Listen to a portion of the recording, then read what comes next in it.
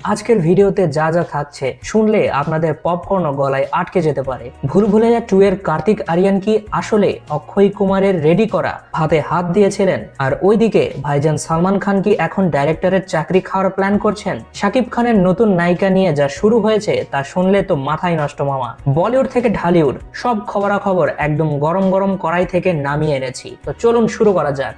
শুরুতেই আসি অক্ষয় কুমার আর প্রিয়াদর্শনের কাণ্ড নিয়ে। আপনারা যারা ভাবছেন ভুলভুলাইয়া 2 কার্তিক আরিয়ানের নিজের ক্রেডিট, তাদের জন্য এক বালতি সমবেদনা। আসল ঘটনা হলো পরিচালক প্রিয়দর্শন বহু বছর আগেই ভুলভুলাইয়া 2 এর স্ক্রিপ্ট লিখেছিলেন, তাও খাস অক্ষয় কুমারকে মাথায় রেখে। মানে স্যুট বানালেন দর্জি একজনের মাপে, আর সেটা পরে পার্টিতে চলে গেলেন অন্য কেউ, মানে কার্তিক আরিয়ানের কথাটি বলছি। টি সিরিজ তখন নতুন হিরো চাইলো, তাই প্রিয়দর্শন বললেন তাহলে আমার গল্প আমার কাছেই থাক। আসলে বস কথায় আছে না, পুরনো চাল ভাতে পারে, তো তারা এই কথাটিকেই সত্য প্রমাণিত করে দিল। 16 বছর পর অক্ষয় আর প্রিয়দর্শন আবারও এক হয়ে সেই পুরনো ড্রাফটটাকে ঘষে মেজে নাম দিচ্ছেন ভূত বাংলো। অর্থাৎ আমরা যেটা দেখতে যাচ্ছি সেটাই হয়তো হতে পারতো ভুলভুলাইয়া 2। এখন দেখার বিষয় পুরনো চালের এই ভূত কতটা ভয় দেখাতে পারে।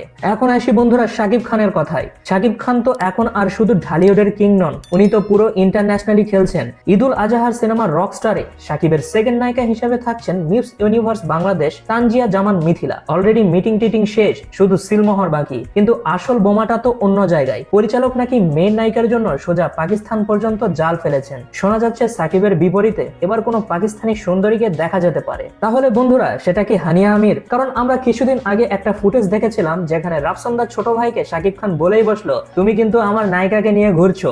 আপনাদের কি মনে হয় সেটা অবশ্যই নিচে কমেন্ট করে জানাতে ভুলবেন না।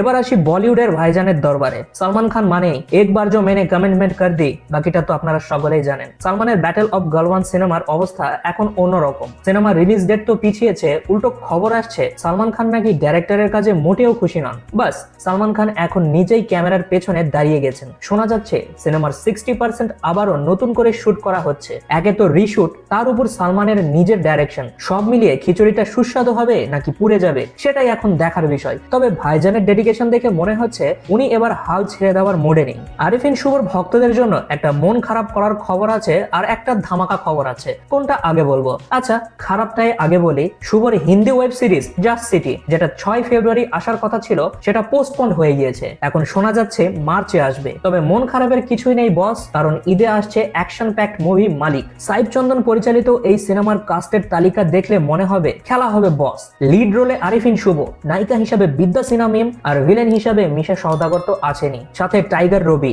মানে বুঝতেই পারছেন ঈদে হলে মারপিট আর ডায়লগ বাজি দুটোই হবে হাই ভোল্টেজে। এখন শুধু ফার্স্ট লুকের অপেক্ষায়। আজকের শেষ আপডেটটা অনেকটা রিলেশনশিপের ব্রেকআপের মতো। একজন বলছে তুমি আমার ক্ষতি করেছো, অন্যজন বলছে তোমার সাথে আমার মিল ছিল না। কথা হচ্ছে ডন 3 আর রণবীর সিং কে নিয়ে। প্রযোজনা সংস্থা বলছে রণবীর হুট করে সিনেমা ছেড়ে দেওয়ায় তাদের বিশাল টাকার লস হয়েছে। প্রি প্রোডাকশন নাকি রণবীরের ভরসায় তারা শুরু করেছিলেন। কিন্তু রণবীরের সোজা কথা, ভাই স্ক্রিপ্ট পছন্দ হয়নি তো হয়নি। তিনি নাকি বারবার চেঞ্জও করতে বলেছিলেন এই স্ক্রিপ্টটি, তাই তিনি টাটা বাই বাই করে দিয়েছেন এই প্রজেক্ট থেকে। এখন প্রশ্ন হলো বস, ডন 3 তে আসলে কে আসছে, নাকি এই ঝগড়ার চক্করে ডন 3 নিজেই গায়েব হয়ে যাবে? আজকের এই আপডেটগুলোর মধ্যে কোনটা শুনে আপনার মনে হচ্ছে ইস এমনটা না হলেই ভালো হতো? সালমানের ডেডিকেশন নাকি শাকিব খানের পাকিস্তানি নায়িকা, কোনটি নিয়ে আপনি বেশি এক্সাইটেড? জলদি কমেন্ট করে জানাবেন। আর হ্যাঁ, ভিডিওটা ভালো লাগলে লাইক করতে অবশ্যই ভুলবেন না। দেখা হচ্ছে পরের ভিডিওতে। Till then keep safe, keep happy, good bye.